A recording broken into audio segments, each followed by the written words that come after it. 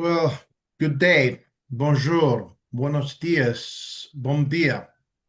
I wish I could greet you in your own language, but there is interpretation available. Il y a une interprétation en français, hay interpretación en español, hay interpretación en portugués. There is a globe on your screen that you can click to choose your language. Also, there is automatic translation available in caption form in your own language. My name is Franco Famularo, and I serve as Global Coordinator of the International Summit Council for Peace, or ISCP, which is a project of the Universal Peace Federation, or UPF. I also serve as UPF President in Canada. If you have questions, please type them into the chat, and we will address them as we go along into the question and answer session. So let us begin. Welcome to all of you. I'm told by our team that has prepared the technology for this gathering that is taking place globally, and people are participating from over 80 countries today, almost as much as the World Cup, and I hope your team wins. The theme of today's webinar is the future of the rules-based order. Where do we go from here? There are 5 speakers today that come to us from Africa, Asia, Latin America and the Caribbean, Europe, and North America. The topic is of interest to many because the role and function of the rules-based global order, as it has stood for the last 80 years or so, is being challenged. What is the way forward in the context of international law, political realities, and the role of global institutions? And you know, there is a growing awareness among people throughout the world of the urgent need for innovative vision and bold leadership if we are to resolve critical issues as the rule-based order in our time. So with this in mind, the International Summit Council for Peace, or ISCP, convenes global leaders whose shared experience, wisdom, and insight are essential to building a world grounded in interdependence, mutual prosperity, and universal values. And we gather global leaders who can address these issues based on their expertise. You can read more about the ISCP at our website, upf.org. Our first speaker comes to us from the Philippines. Her Excellency Gloria Macapagal Arroyo was the 14th president of the Philippines from 2001 to 2010. She will address this gathering via video, as she could unfortunately not arrange her schedule to be with us in person. Your Excellency Gloria Macapagal Arroyo, the floor is yours.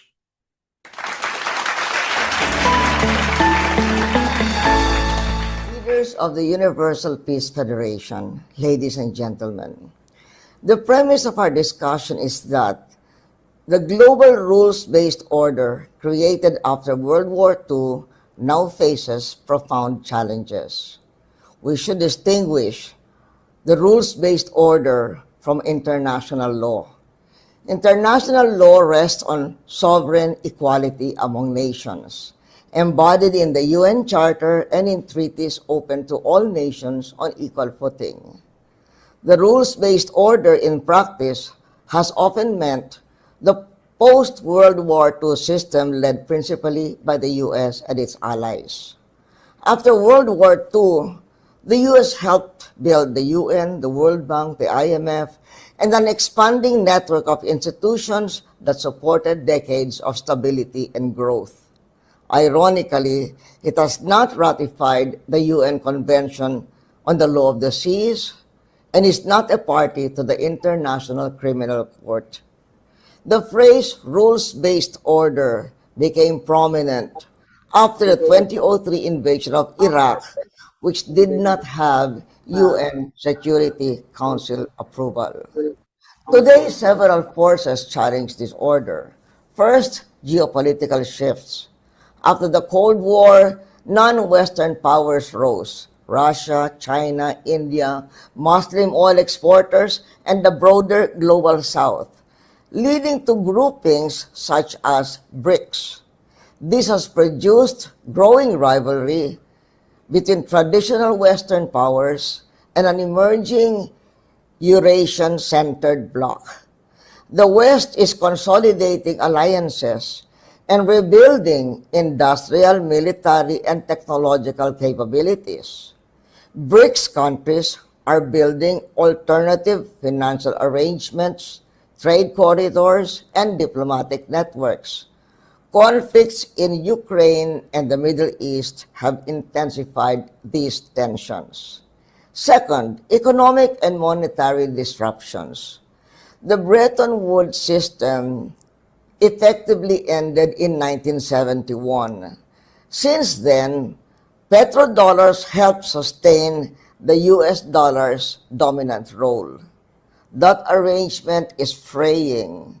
Sanctions on Russia showed that access to the global financial system can be cut off by political decision, prompting many countries to seek alternative payment schemes, reserve arrangements, and currency mechanisms. Cryptocurrency offers another option, digital, borderless, programmable, but lacks coherent international regulation. For developing nations, especially in Asia, these disruptions mean imported inflation, slower exports, rising debt pressures, and constrained fiscal space. Meanwhile, the World Bank and IMF remain inadequate and are accused of being subject to great power influence. Third, the rapid rise of AI.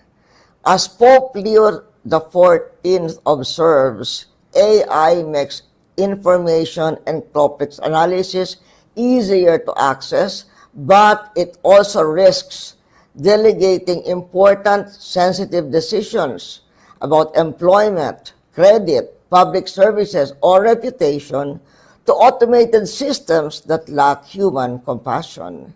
He also warns that autonomous weapons and automated decision systems can make war more feasible. Where do we go from here? First, acknowledge and manage these changes rather than block them to maintain dominance. Second, any rules-based order that seeks broad acceptance needs anchor nations with a discipline to preserve foundational tenets that confer credibility, open access for all, and institutions able to address unavoidable strains. Third, BRICS, or any rising consortium, can gain legitimacy by following the same discipline, open access, problem-solving mechanisms, and predictable rules. Its recent proposal for the unit, backed partly by gold and partly by a basket of BRICS currencies, aims to make financial coercion more difficult. Fourth, on technology, we must disarm AI in the sense Pope Leo XIV means. Don't reject technology, but prevent it from dominating humanity, free it from monopolistic control, and open it to democratic discussion and oversight. Finally, on security, Professor Jeffrey Sachs has proposed regional spheres of security, analogous in some ways to the Monroe Doctrine, where powers agree to limit interference in each other's regions. Such approaches might work if they follow what I call the Asian way of peace, prioritizing economic development, regional cooperation, and pragmatic engagement rather than purely balance of power military blocs. ASEAN's emphasis on dialogue and integration, for example, has allowed major powers, the US, China, Japan, India, and Russia, to engage regularly despite disagreements. The rules-based order is not necessarily dying, but it is evolving under immense pressure. The task is to guide that evolution from a unipolar system to a more inclusive, credible, and adaptable world order, one that can integrate multipolarity and the reality of intelligent machines. Thank you.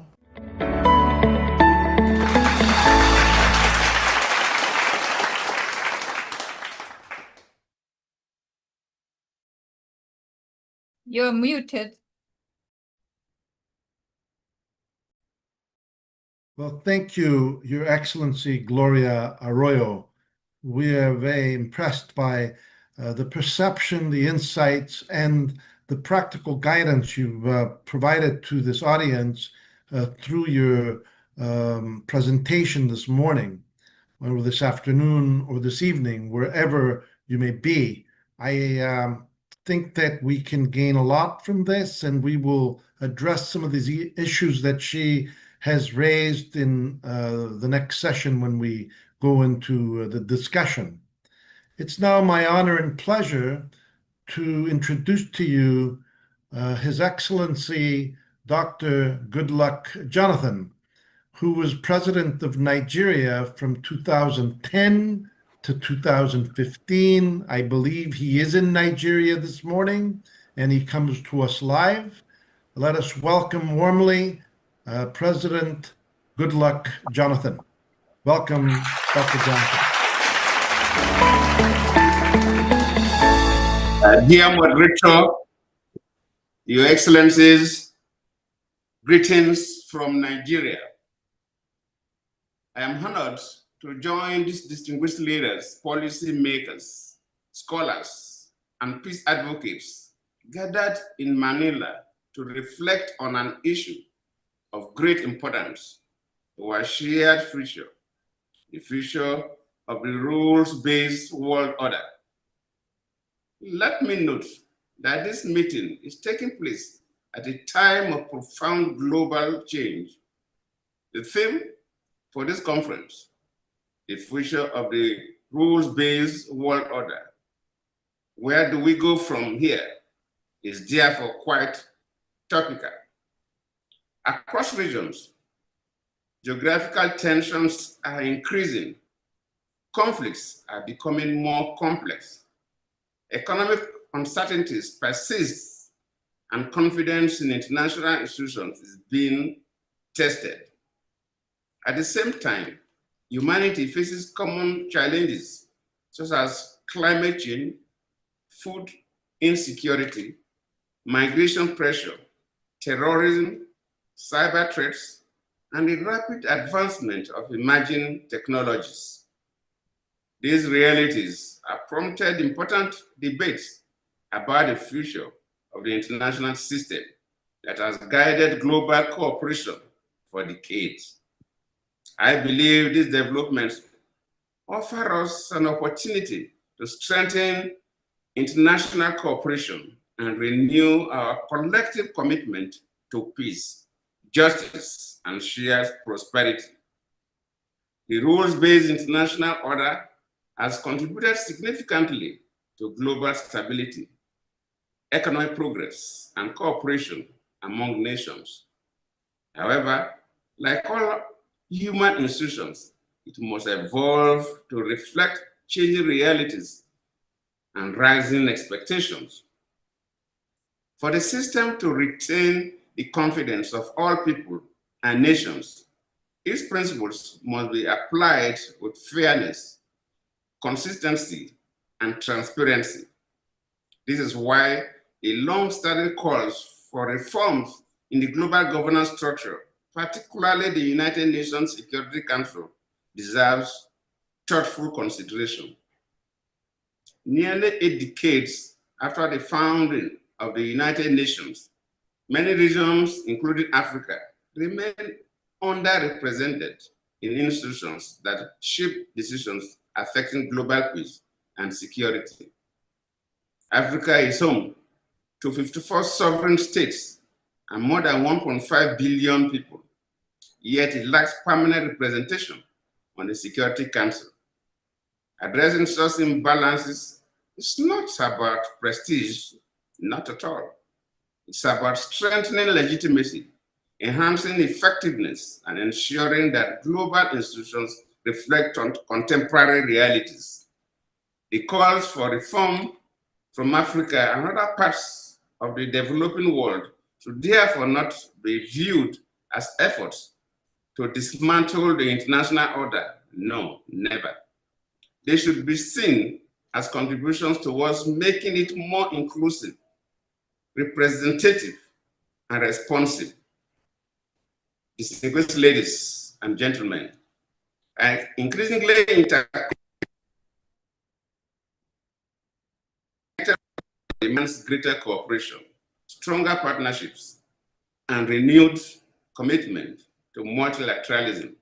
The push for reform should therefore not be viewed as a contest between regions or civilizations, nor as an attempt to replace one form of dominance with another. Rather, it should be seen as an opportunity to build a more balanced international system founded on mutual respect, shared responsibility, and genuine partnership. The future of the rules-based world order will not be secured by power alone.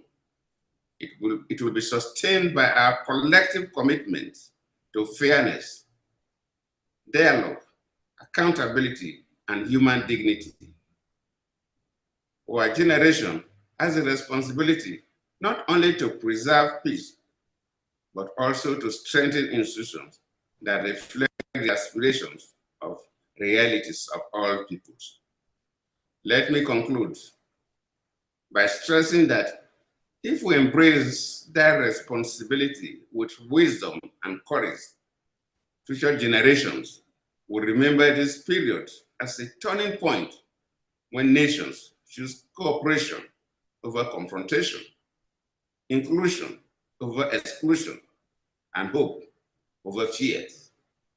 I thank you all, Your Excellencies. Thank you. Thank you, Your Excellency. Good luck, Jonathan. We're very impressed by your insights, and especially coming from a continent of 54 countries and a country that has perhaps 1/4 of the population of Africa, which is surely the most the continent that is developing the most rapidly around the world in many ways. And we hope that representation will be provided at the Security Council and in all the major bodies that lend themselves toward promoting a rules-based order in the world. So we will be hearing more from Dr. Jonathan in the question and answer session. You will see the bios of each speaker in the chat, so please look at that. Our next speaker is His Excellency President Anthony Carmona.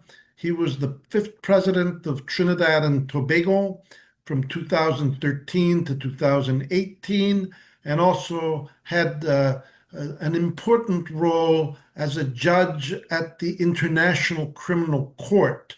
So let us welcome His Excellency Anthony Carmona. Welcome, the floor is yours. Thank you.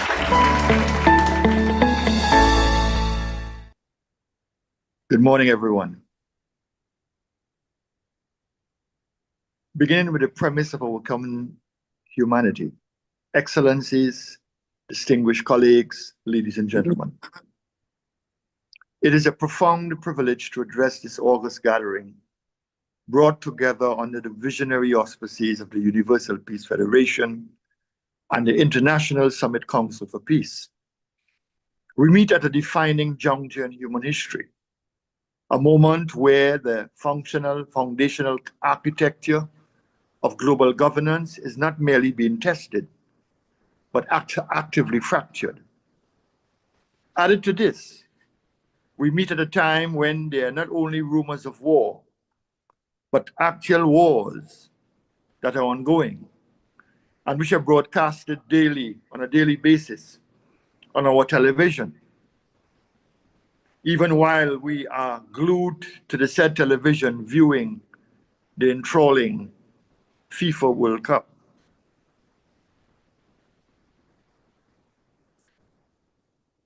Wars, with little or no regard even for the basic tenets of international humanitarian law, continue to subsist. The law which is supposed to regulate the conduct of war. The question before us, where do we go from here, demands more than academic speculation or esoteric discourse.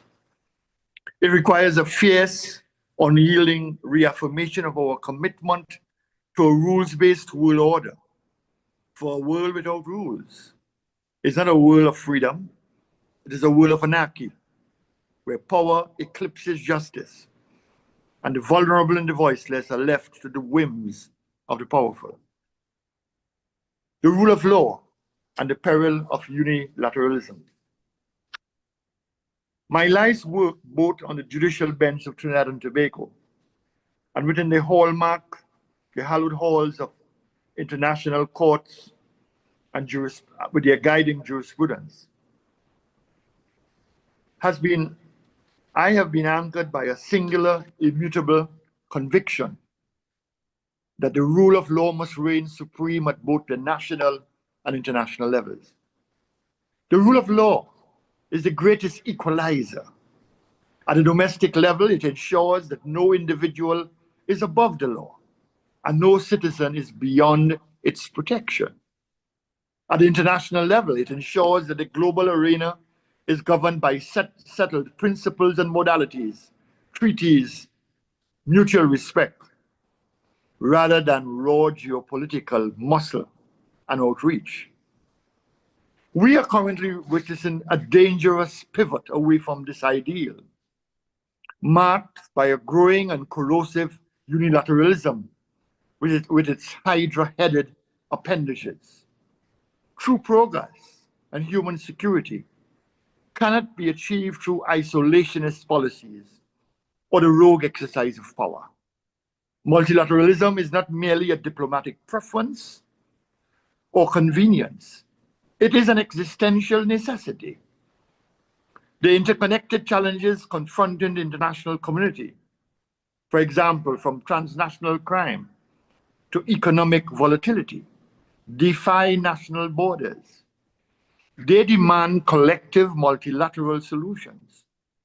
And we must therefore reject that siren song of unilateralism and return to the painstaking, yes, very difficult, yes, yet indispensable work of consensus building. Sovereign equality, the bulwark of the international order. Central to this multilateral framework is the foundational principle of the sovereign equality of states as explicitly enshrined in the United Nations Charter. This principle must be one fiercely guarded as the primary bulwark of any legitimate rules-based world order.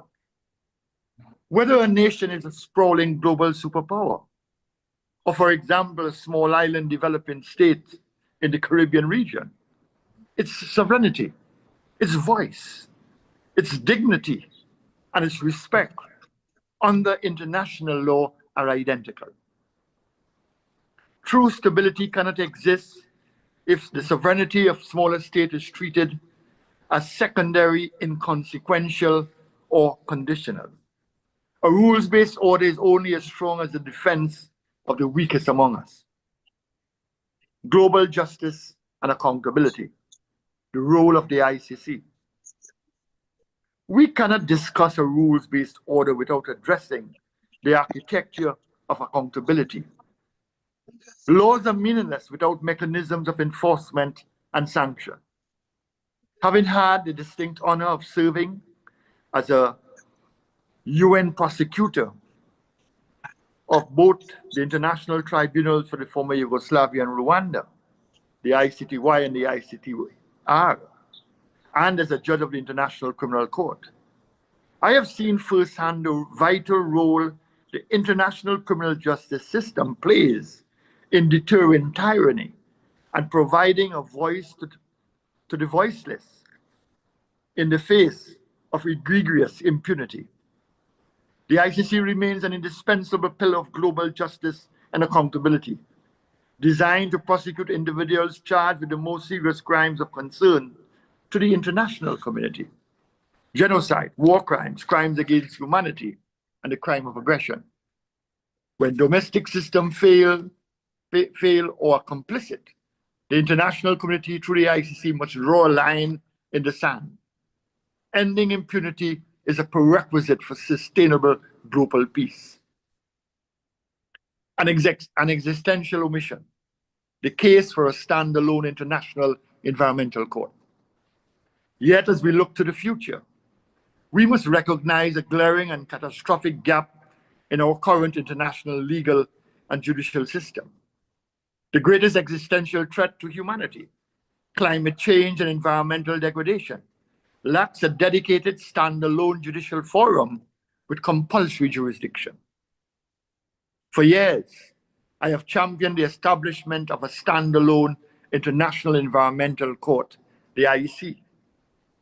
The planetary crisis we face, rising sea levels, ecocide, deforestation, destruction of our flora and fauna, and the disproportionate devastation visited upon small island development states cannot be adequately resolved through non-binding pacts, voluntary suasion, or fragmented environmental tribunals. We need a permanent specialized international court empowered to hold both states and transnational corporations legally accountable for environmental crimes and climate negligence. If we can try individuals for crimes against humanity, we must be prepared to try entities for crimes against Mother Earth. Ushering into a new era, United Nations reform and regional integration. If the international institutions of the post-World War II era are to lead us into a new era, they must be fit for purpose. This requires an urgent, comprehensive reform of the United Nations, particularly the UN Security Council, to reflect the geopolitical realities of today rather than what obtained in 1945. We must usher in a new era of respect for the international order where reformed and recalibrated international institutions take the lead in implementing rules fairly and transparently. However, global institutions cannot carry this weight alone. They must be robustly supported by regional integration movements. Organizations like the CARICOM, the African Union, and the European Union serve as vital transmission belts, translating global norms into regional realities and ensuring that localized insights inform global policy. Conclusion, the path forward. Ours is a world buffeted by remarkable ambivalence and ambiguity. Why can't we do the right thing? Because, ladies and gentlemen, it is the right thing to do. We have been articulating the right things, but doing the wrong things. Things do fall apart when one part is removed from the whole. Excellencies, ladies and gentlemen, the road ahead requires courage. It requires us to look past immediate national self-interest and invest and have faith in our shared global future. Where do we go from here? We go forward by strengthening the rule of law. We go forward by codifying environmental justice into international law. We go forward by reforming and recalibrating our institutions to ensure and maintain equity, and by treating multilateralism not as a luxury, but as our defensive shield against chaos. Let us leave the seminar not just with renewed rhetoric, but with a renewed resolve to build a world where rules protect peace, law guarantees justice, and equality remains absolute. Thank you, and may each of us be perennial ambassadors of peace, promoting a global culture of sustainable peace. Thank you very much.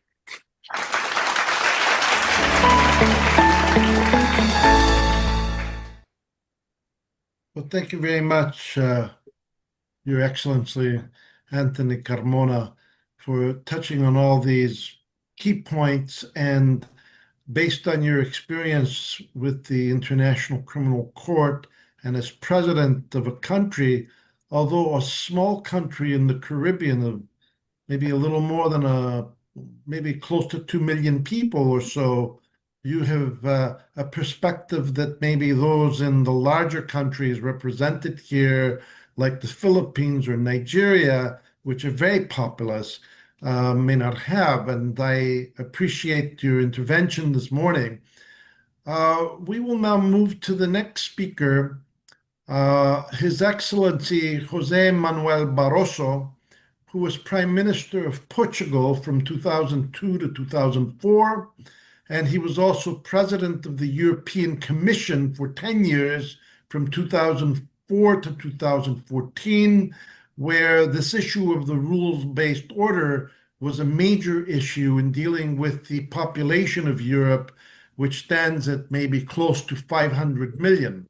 He wanted to join us in person today, but he could not find a way to do so while he was traveling to Kazakhstan from Portugal. So he recorded this before he left, and we're grateful that he can intervene in this way. Your Excellency Barroso, the floor is yours.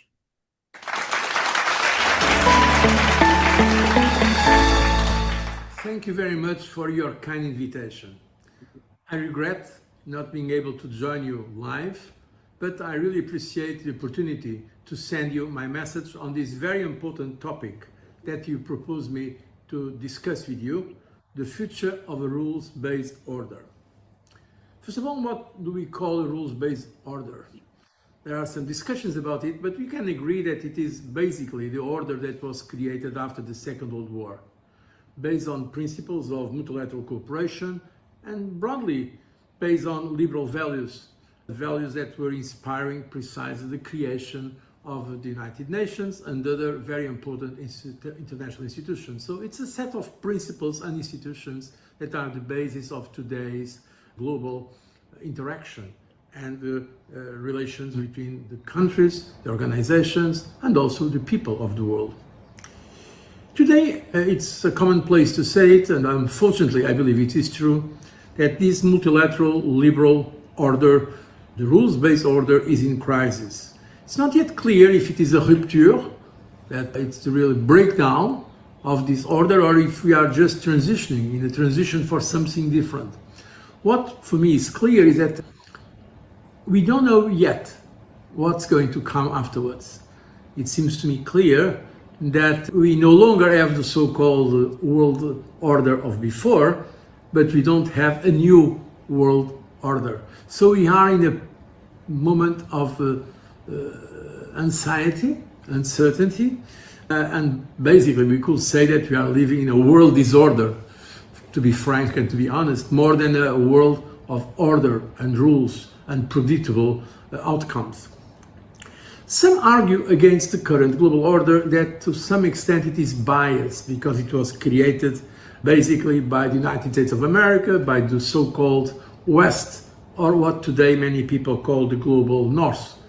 Indeed, it was created after the Second World War, and the United States had a huge influence and leadership in the making of this order, to a large extent supported by Europe and by the so-called Western powers, because at the core of it there were some principles that were in fact inspired by European tradition, be it the English liberal tradition, be it the Declaration of the Rights of Man and Citizen of 1789. It was the French National Constituent Assembly during the early phase of the French Revolution, had approved this Declaration of the Rights of Men and Citizens.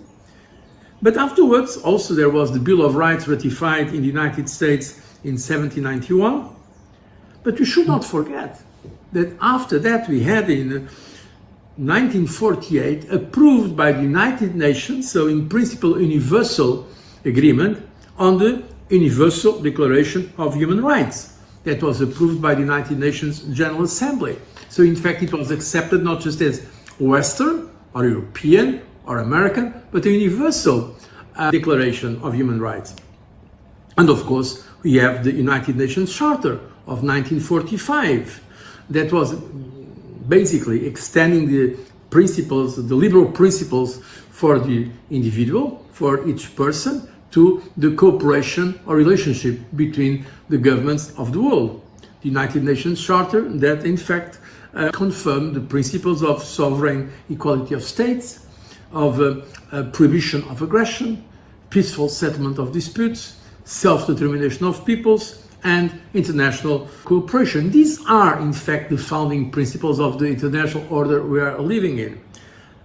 So this order has become universal, and even the fact that some institutions were created in 1944, like the Bretton Woods Institution, the IMF and World Bank, the huge influence of the United States, or after in 1947, the General Agreement on Tariffs and Trade, that was basically regulating the global trade.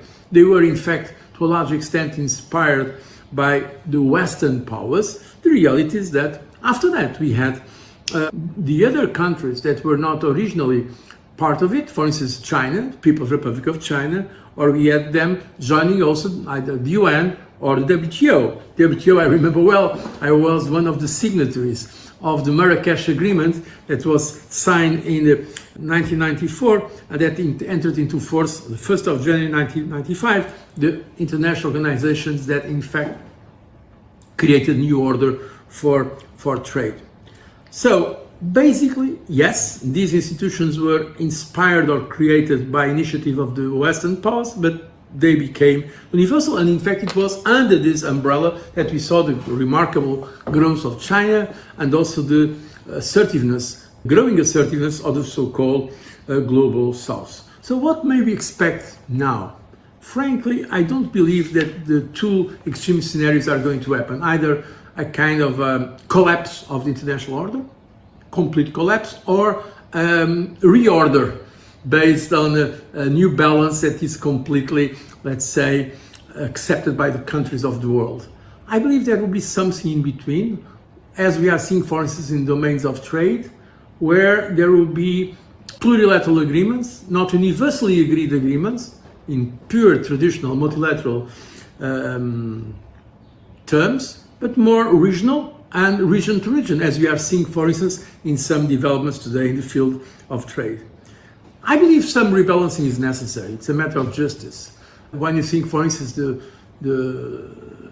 United Nations Security Council, some of the most important and the big countries in the world are simply not there, are not represented there as permanent members. So some effort should be made to accommodate the new powers and to have a more fairness in the representation at global level. So global north and global south, what we call sometimes global north and global south, should cooperate. That is certainly a matter of fairness, but I would say also of effectiveness, with one important caveat that both the north and the south should avoid some dangerous temptations. The global north should avoid arrogance. As I usually say, arrogance is always a form of stupidity. But also, the global south should avoid resentment. We understand resentment, it's an emotional position, to some extent justified by the past, colonial past. But while this is an emotion, a respectable emotion, it cannot be the basis of a policy. We need to focus not on the governments, not on the past, but on the people, every person. Not an abstract concept of mankind, a statistical concept of mankind, but on every person, every woman, every child, every man. And if we do that, if we put the emphasis on the dignity of every human being, maybe we have some basis to push the governments of the world, namely the big powers, to accept that they should cooperate for global public goods that cannot be given just by one or two or three or four, that it does not make sense to divide the world, but to have a sincere cooperation for those values, namely the fundamental value today so much at risk of peace. Yes, we should do that. We should do that with a culture of restraint. It's a very important idea of restraining power, that power should not be absolute, be it at national level or international level, and trying to push the governments of this world to work for those public goods that are important for every person, every man, every woman, every child. This is why I believe we should do more. The international civil society and the role of each one of us is important to have a world based on important values like peace, like freedom, like justice, and the fundamental dignity of every human being. I thank you for your kind attention. Leaders of the universe.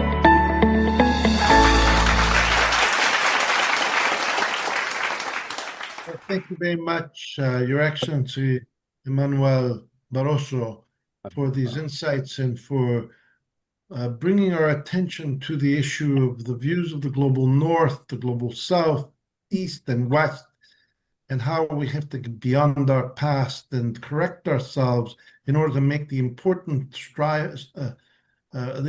steps toward world peace and function as a rule-based order. Our final speaker comes to us from New York. He is currently the president. Sorry, there was a slight interruption there. He comes to us from New York and is currently the international president of the Universal Peace Federation. Please welcome Dr. Tajuddin Hamad. Welcome, Dr. Hamad.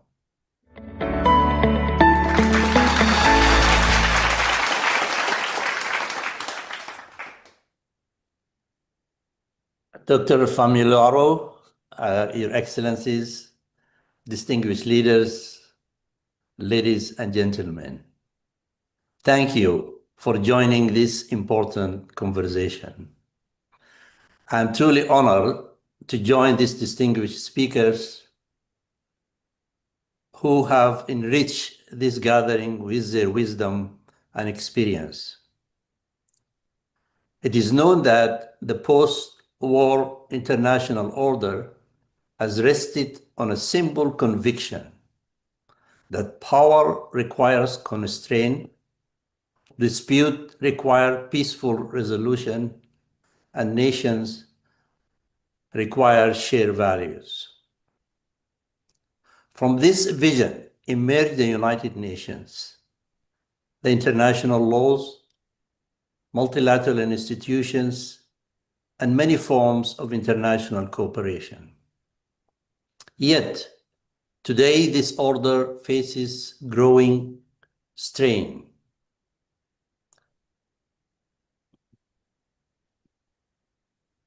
The greatest danger is not simply that rules are violated. Rules have always been challenged and sometimes broken. The deeper concern is that trust in those rules and confidence in their fairness is weakening nowadays. This is why our conversation matters.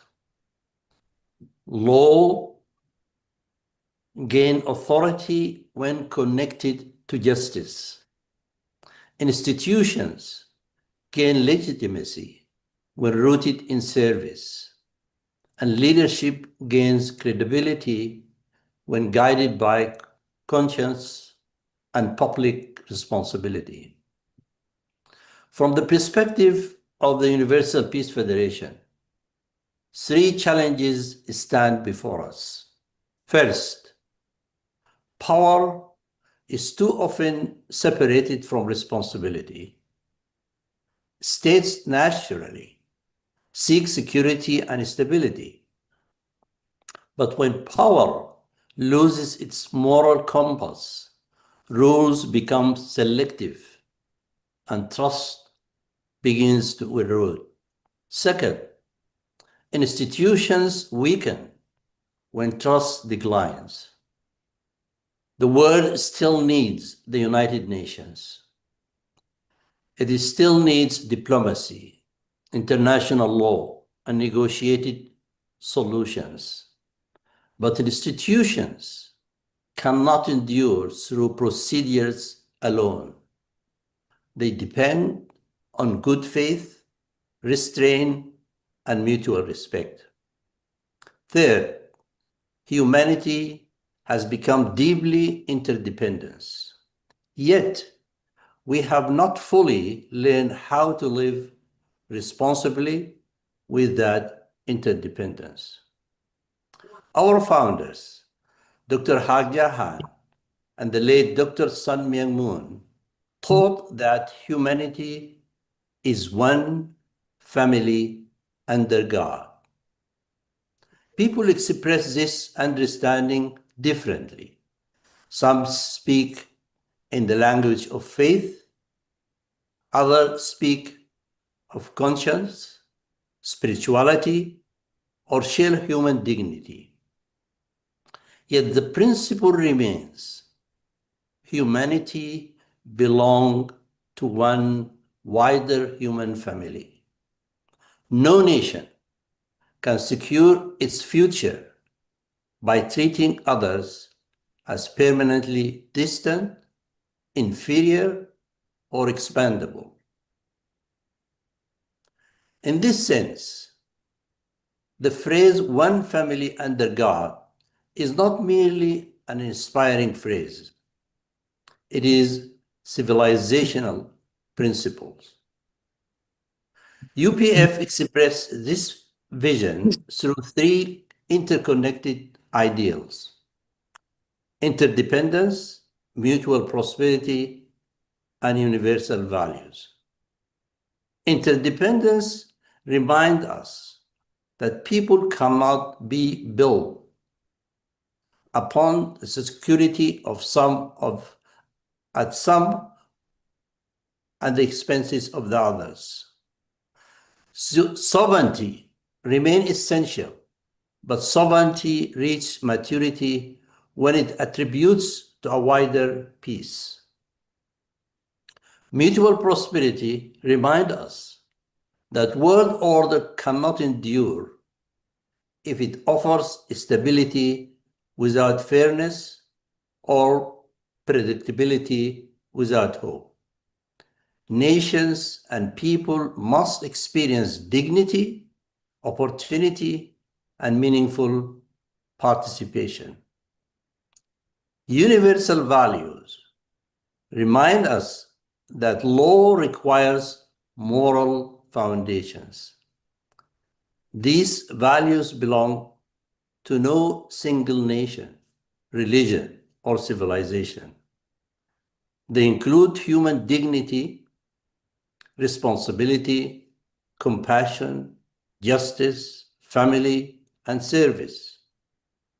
Without values, rules become technical. With values, rules become expressions of our shared human conscience. The world, therefore, needs more than institutional adjustments. It needs renewal from within, renewal of conscience, renewal of leadership, and renewal of public responsibility. The founder of UPF often emphasized that peace requires more than negotiation among competing interests. It requires leaders capable of rising above resentment, short-term advantage, and ideological rigidity. It requires what UPF describes as leadership with a parental heart. A true parent does not abandon one child to favor another. A parent does not confuse authority with domination. A parent accepts responsibility for the well-being of the whole family. Applied to public life, this means leadership that protects dignity, pursues reconciliation, and understand that victory without healing rarely creates lasting peace. This does not replace international law. It gives international law the human depth it requires. Rules without moral purpose become procedure. Power without rules become domination. Morality without institutions remains aspiration. Humanity needs law, power, and conscience working together. For this reason, UPF has long affirmed the importance of bringing ethical, religious, and spiritual wisdom into the international deliberation, including UPF founders' proposal for an interfaith council within the United Nations framework. This proposal meant to recognize that many conflicts involve not only military or economic or legal dimensions, but also identity, memory, fear, dignity, and the moral imaginations of peoples. So, where do we go from here? We need renewed commitment to the United Nations Charter, renewed respect for international law, renewed commitment to peaceful settlement of disputes, renewed institutions that are more trusted and more capable of serving humanity, renewal of the belief that humanity is bound together by more than competition. But above all, we need renewed leadership. Leadership grounded in conscience and guided by responsibility.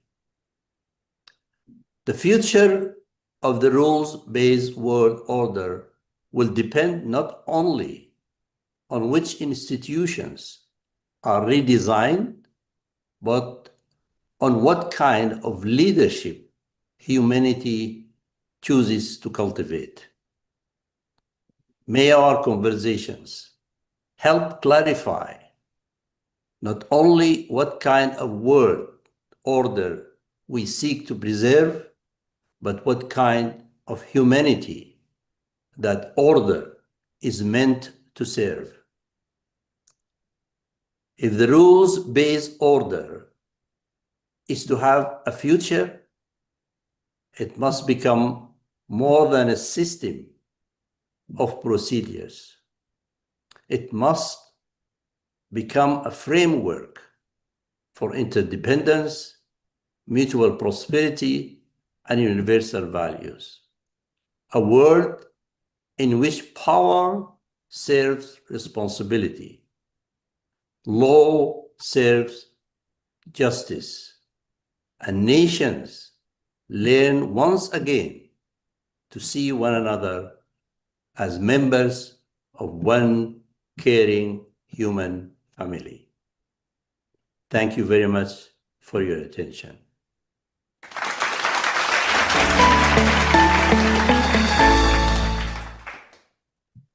Well, thank you, Dr. Hamaj, for your profound message here and the important element of bringing the spiritual, the moral, and the internal qualities that need to be transformed in order for there to be peace and in order for a rules-based society to actually be effective. We have many questions, and if you have more, please enter them into the chat and we will try to get to them as quickly as we can. I'd like to, first of all, welcome our speakers to the stage here. We will gather, even though we're divided by oceans and distance, we are together as one family. Welcome, Your Excellency, Dr. Goodluck Jonathan from Nigeria. Welcome, Your Excellency, Anthony Carmona from Trinidad, our good friends, and Dr. Tajuddin Hamad, also known as Taj to some, my good friend. And I will start with a question for Your Excellency, Goodluck Jonathan. In your address earlier, you called for the international rules-based order to be made more inclusive. Could you kindly elaborate on how you feel this can be made to happen and the measures that you feel can make it happen? Because we have a lot of ideas, but we want to know how this can practically be done. And I'm sure with your great experience, you can cast some insight on that. Your Excellency? Thank you, moderator, Your Excellencies, ladies and gentlemen. It's actually quite challenging to make it a little more practical because there are a number of issues involved. But the key thing that everybody looked at is at the United Nations. And the United Nations, we have the Secretary General that controls the United Nations with a lot of officials. Every year, heads of states go there to make statements. But one major organ of the United Nations that is critical and relevant for world peace is the United Nations Security Council. And in that council is dominated by the P5 and makes it look as after the P5, every other person's opinion is relevant. In a world that only one country can stop any major thing that the rest of the world feels to go this way up, let's move to the right. That just one country alone can say no. And we don't move to the right because they have veto power. That brings the question that are we actually thinking about a stable society, or we are thinking about a society that some countries can revolt against the system and do whatever they think they can do. It could instigate some countries, just like somebody talks about emerging technologies. We don't know what will happen in the next 50, 100 years. Some countries that needed to unknown in terms of technology could develop technologies that become a threat to the rest of the world. And if this monopoly of power is not properly managed, the world may face greater threats as we progress. So we feel that the issue of the control of the Security Council should be reviewed to accommodate more interest. So every part of the world should belong and believe that they belong to the United Nations. And we believe that if the world must take a decision on any major issue, one country alone should not have that kind of veto power to overturn the rest of us. So that is one of the key things that people are debating. There are other issues involved, but if you manage the Security Council of the United Nations in a way that accommodates the interests of every part of the world, then we are moving forward. Thank you. Well, thank you, Your Excellency, for your insights on this issue. And I hope that you will continue to engage in the way that you are right now and in many other jurisdictions to continue this effort, because we need people like yourself who have this broad mind to embrace the entire world. I'd like to now ask a question to His Excellency Anthony Carmona. In your presentation earlier, you very innovatingly called for an international court to be created to adjudicate on violations of the global environment. Could you elaborate, please, on how such a court could function and what would be the rules governing the environment that it would seek to enforce? I hope you heard me okay.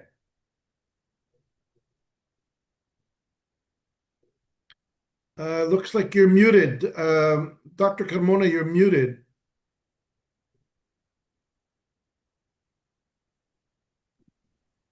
Yes, yes, yes.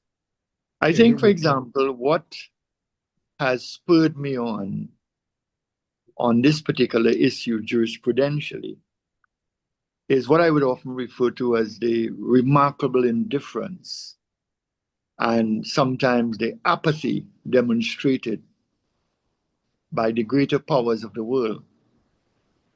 I think, for example, that when you're living in a small island development states like Trinidad and Tobago, and in a region as small as the Caribbean, where our environment is very vulnerable,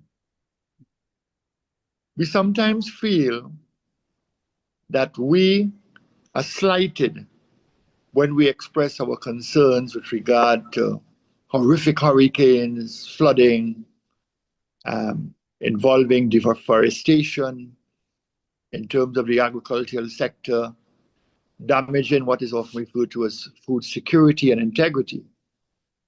And it appears as if there is a need, in my humble view, to go beyond expressing concerns, that there has to be a type of jurisdictional basis for dealing with the problem. It will be a court, in my view, that will not consist of judges alone in the law. But I envisage a court having not only judges, but scientists,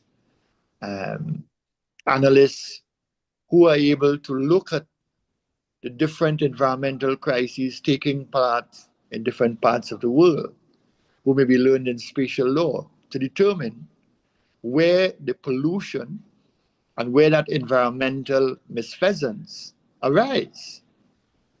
And I have seen personally, and I have in fact been part and parcel of two court systems where, for example, as much as in fact they may not be perfect, but I felt a sense of resolution in terms of ensuring that justice was properly served. I'm referring to the International Criminal Tribunal for the former Yugoslavia and Rwanda, and of course the International Criminal Court, where because of state complicity, because of in fact corporate involvement, corporate entities involved in bribing and corruption in relation to governance models in certain parts of the world, that justice was not being served.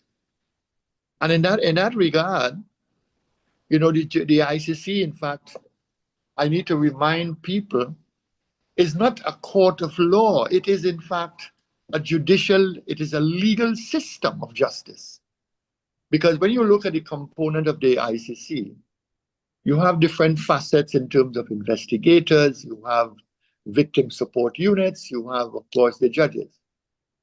What I propose is that I look, for example, at what took place recently, where an advisory opinion was given by the International Court of Justice. It was the subject of phenomenal applause throughout the world. I see that, for example, the General Assembly of the United Nations intends to give an affirmative mark to that particular judgment, that advisory opinion. But after that, what happens? You know, at the end of the day, in fact, I need to impress upon you that an environmental court, International Environmental Court, would operate similarly along the lines of the ICC in terms of the law of complementarity. We are hoping that it would trigger local jurisdictions to put in place local environmental courts to deal with environmental misfeasance, whether international or local, that takes place within its territorial and sovereign dimensions. It is only when, for example, that there is complicity, that there is indifference, then in fact it would invariably trigger the International Environmental Court. Apart from that, when I look, for example, at all the international tribunals and the courts, I don't detect a sense of expertise, with the greatest respect to their intellects, a sense of expertise that would be required, particularly when dealing with environmental issues. So it is not that, for example, I wish to add to the expense of the United Nations. I am dealing with the very survival of humanity. We feel, for example, that things are going to happen and we will handle the flooding and we will handle this. But how many of you are out there? You buy a Mercedes-Benz, you buy a BMW, you have whatever car you buy. The real possibility exists that when in fact you are driving along the coastlines of your countries, you'll be driving in 12 inches of salt water, given what is taking place at the glacial meltdown that is taking place. You find the phenomenal heat waves that we're experiencing, the brutal fires all over the world. These things are not the result of happenstance. These are the result of major countries in the world not doing what is required of them in the context of ensuring that they become responsible citizens and protectors of Mother Earth. You know, the thing about it is this, is that I am not being esoteric here. The reality is, when you look at Louisiana, when you look at, for example, the Carolinas in America, they have lost hundreds of acres to soil erosion and rising sea levels. You look at Panama, for example. There are two countries where Panama, as we speak, are moving citizens from those islands to the mainland, because in 10 years' time, those islands would be underwater. We look at, for example, what is taking place in the Pacific, in Seychelles, where in fact persons are depending on tourism for their very livelihood. And that is at risk because of, in fact, the environmental issues that we continue to treat with a level of indifference. So we need a court that would create a system where we can have restorative justice. We could also have sanctions, and we can have a court that helps rehabilitate Mother Earth by its judgments of deterrence. Because at the end of the day, in fact, the ICC, for example, people say, why not put it under the ICC? The ICC plate is full. They are dealing with crimes against humanity, genocide. They are dealing with war crimes, and now they have the law of aggression. They don't have the resources, they don't have the manpower, and with the greatest of respect, they do not, in my view, have the necessary expertise to deal with this pressing problem of environmental misfeasance. So, Thank you. I know sometimes, in fact, I tend to be a little passionate about it, but when you live on an island, if you're not passionate, you know, on an issue where your very survival is at risk, then something fundamentally is wrong with your psyche. So this essentially is my position with regard to the International Environmental Court. I mean, we can speak hours on it, you know, not naturally, but we don't have time. Time is of the essence. Well, thank you very much, Your Excellency, Anthony Carmona, for this perspective from an island. And, we know that John Donne said that no man is an island, but you do live on an island with a perspective that perhaps few countries have, other than the larger islands who have larger populations and more. But there's so much that is being asked here on this panel, and I have a flurry of questions, but I have time just for one more, and I'd like to address it to Dr. Taj Hamad.